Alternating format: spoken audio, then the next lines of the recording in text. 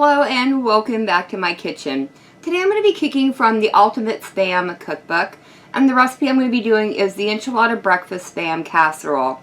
The ingredients I'll be using for today are 1 can of the original flavored Spam that I've diced up, 1 whole diced tomato, a half of a cup of diced green bell pepper, and a half of a cup of diced onion. In here I have a 4.25 ounce can of diced green chilies, 4 large eggs, 2 cups of heavy cream, 1.5 cups of a shredded cheddar cheese, sharp cheddar cheese. You'll also need some flour tortillas, and for topping they recommend some picante sauce. So these are all the ingredients. Let's get some of these moved out of the way and we can start bringing our enchiladas together. To start layering our enchiladas, I've got 1/4 of a cup of the diced Spam cubes, and those are going to go roughly in the center of the enchilada shell.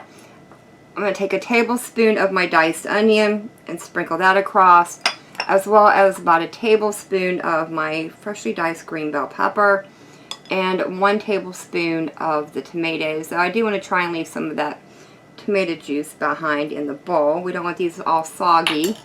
And then to top these off with about a tablespoon of the cheddar cheese. So that looks pretty good. All I have left to do now is to wrap these up. And you want to wrap them fairly tightly. Make sure your ingredients don't fall out the other side. And then these get laid seam side down into a 9 by 13 inch baking dish.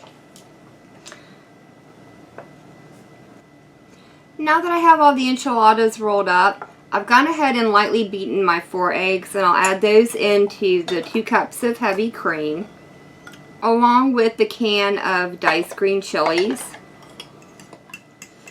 Now that I have all the ingredients in here, I've gone ahead and stirred it up, and it's time to top off our casserole with it. You want to pour this over evenly on top of all of the enchilada shells.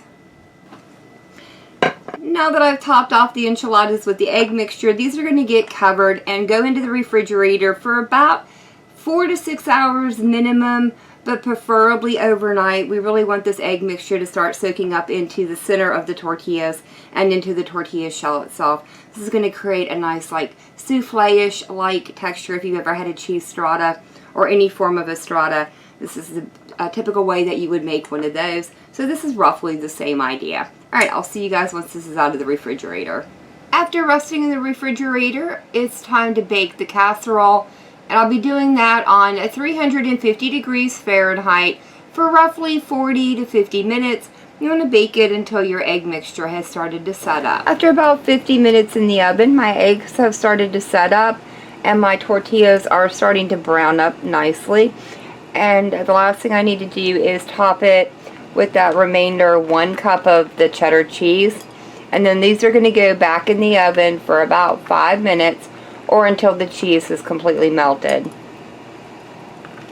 I removed the enchiladas out of the oven and I allowed them to sit up for about 10 minutes before I went ahead and plated them up. I've dressed them with a little bit of that salsa, and I did sprinkle just a little bit of sliced green onions across the top of them. I've got to say, this thing smells absolutely incredible, and I cannot wait to dive in and try these out.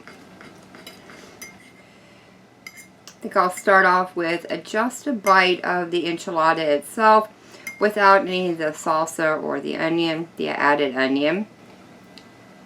I really like how the egg mixture is kind of soaked up into the center of the enchiladas and formed almost a scrambled egg around all of the ingredients that I had put on the inside of these.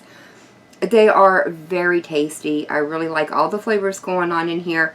We are not big Spam eaters here in our house. I probably buy it maybe once every couple of years. So I think I would definitely make these again and probably substitute in just a little bit of ham in place of the Spam if I chose to make them more often. And I definitely will be making these again. Alright guys, well that is going to be it for me for the day. If you guys have enjoyed this video, leave me a comment down below. If you tried this recipe out, let me know how it turns out for you. And as always, thank you all so very much for joining me today. I've been Valkyra. I hope you guys have enjoyed, and I hope I'll see you in the next one.